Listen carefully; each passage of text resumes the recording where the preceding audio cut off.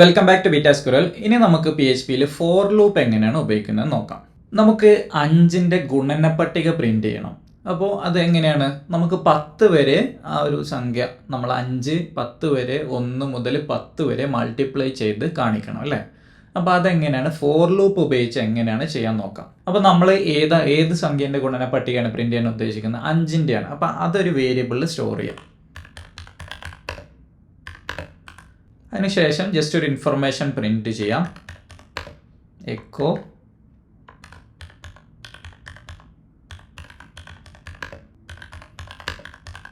Multiplication table for $number. ഒരു line break ഇടാം. അതിനുശേഷം ഫോർ ലൂപ്പിന് വേണ്ടിയിട്ട് 4 എന്ന് പറഞ്ഞ കീവേഡ് ഉപയോഗിക്കും. എന്നിട്ട് അതിൻ്റെ ഉള്ളിൽ ബ്രാക്കറ്റിൽ പാരാന്തസിസിൽ നമ്മൾ കണ്ടീഷൻ കൊടുക്കും. ആ കണ്ടീഷനിൽ ഫസ്റ്റ് നമ്മൾ ആ ഒരു കണ്ടീഷൻ്റെ വേരിയബിൾ ഇനീഷ്യലൈസ് ചെയ്യും. എവിടെ നിന്നാണ് സ്റ്റാർട്ട് ചെയ്യേണ്ടതെന്നുള്ളത്, അതായത് ഫസ്റ്റ് ആ വാല്യൂ എത്രയാണെന്നുള്ളത് നമ്മളവിടെ ഇനീഷ്യലൈസ് ചെയ്യും. അതായത് നമുക്കൊരു ഇൻഡെക്സ് വേണം അല്ലേ, മൾട്ടിപ്ലൈ ചെയ്യാൻ വേണ്ടിയിട്ട്. അത് 1 മുതലാണ് സ്റ്റാർട്ട് ചെയ്യേണ്ടത്. അപ്പോൾ ആ കണ്ടീഷൻ ഫസ്റ്റ് ആ വേരിയബിൾ എത്രയാണെന്നുള്ളത് നമ്മൾ i = 1 എന്ന് പറഞ്ഞ് സെറ്റ് ചെയ്യും. എന്നിട്ട് സെമികോളൻ ഇട്ടിട്ട് എന്താണ് ആക്ച്വൽ കണ്ടീഷൻ, ഇത് ഇനീഷ്യൽ വാല്യൂ ആണ്, ഇനീഷ്യൽ വാല്യൂ ആദ്യം സെറ്റ് ചെയ്യുക. പിന്നെ കണ്ടീഷൻ എന്താണ് നമ്മൾ കണ്ടീഷൻ എന്നുള്ളത് സെറ്റ് ചെയ്യാം. അതായത് നമ്മൾ i എന്ന് പറഞ്ഞ വേരിയബിൾ <=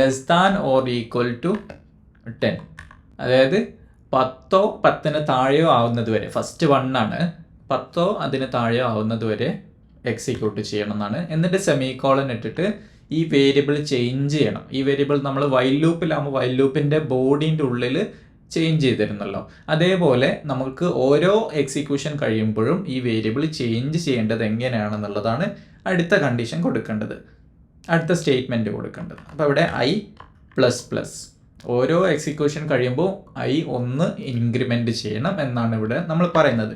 അതിനുശേഷം കേളി ബ്രേസിൽ, അതാണ് ഇതിൻ്റെ ഫോർ ലൂപ്പിൻ്റെ ബോഡി, ഇവിടെയാണ് നമ്മൾ എക്സിക്യൂഷൻ ചെയ്യുന്നത്. അപ്പോൾ ഇവിടെ $result എന്ന് പറഞ്ഞൊരു വേരിയബിൾ ഉണ്ടാക്കാം. $result = നമ്മളെ നമ്പറിനെ ആ ഒരു ഇൻഡെക്സ് ആയിട്ട് മൾട്ടിപ്ലൈ ചെയ്യണം അല്ലേ, നമ്പർ ഇൻറ്റു $i.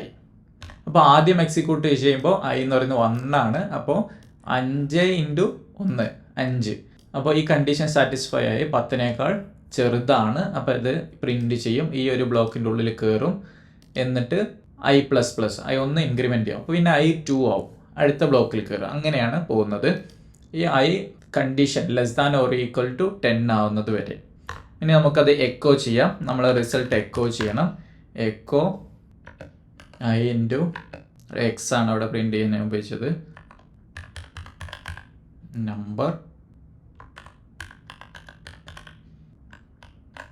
നമ്മൾ എക്കോ ചെയ്യാണ് i × number = result. അതായത് i ആദ്യം നമുക്ക് 1 വരും. അപ്പോൾ 1 × 5 = എന്താണ് നമുക്ക് റിസൾട്ട് കിട്ടും. അങ്ങനെ പ്രിന്റ് ചെയ്യും. നമുക്ക് ഈ കോഡ് ഒന്ന് എക്സിക്യൂട്ട് ചെയ്ത് നോക്കാം. ഓൾറെഡി എൻ്റെ ടെർമിനൽ റണ്ണിങ് ആണ്. ബ്രൗസർ ഒന്ന് റീഫ്രഷ് ചെയ്ത് നോക്കാം. മൾട്ടിപ്ലിക്കേഷൻ ടേബിൾ ഫോർ 5, ഓക്കെ, ആ പ്രിന്റ് വന്നിട്ടുണ്ട്. അതിനുശേഷം 1 × 5 5, 10, 15, 20, 25, 30, 35, 40, 45, 50, അങ്ങനെ 10 വരെ നമ്മൾ കൊടുത്ത ആ കൗണ്ട് വരെ പ്രോപ്പറായിട്ട് അത് പ്രിന്റ് ആയി വന്നിട്ടുണ്ട്. ഇതാണ് ഫോർ ലൂപ്പ് ഉപയോഗിക്കുന്നത്. അപ്പോൾ ഫോർ ലൂപ്പ് ഏതെങ്കിലും ഒരു സ്പെസിഫിക് നമ്പർ അല്ലെങ്കിൽ ഏതെങ്കിലും ഒരു വേരിയബിളിൻ്റെ ആ ഒരു കൗണ്ട് സാറ്റിസ്ഫൈ ആവുന്നത് വരെ, അത് നിങ്ങളൊരു നമ്പർ സ്പെസിഫിക് ആയിട്ട് കൊടുക്കുന്നതാവാം, അല്ലെങ്കിൽ യൂസർ ഇൻപുട്ട് ചെയ്ത ഏതെങ്കിലും നമ്പർ ആവാം. ഇനി അതല്ലെങ്കിൽ നമ്പർ ഓഫ് പാസഞ്ചേഴ്സ്, ഒരു ടിക്കറ്റൊക്കെ കൊടുക്കുന്ന ഒരു സിസ്റ്റം ആണെങ്കിൽ നമ്പർ ഓഫ് പാസഞ്ചേഴ്സ് അതിൻ്റെ ഉള്ളിൽ കയറി ഇത്രയും പാസഞ്ചേഴ്സ് 5 പാസഞ്ചേഴ്സിന് കൊടുത്തിട്ടുണ്ടെങ്കിൽ 5 പേർക്കും കൂടെ അസൈൻ ചെയ്യണം.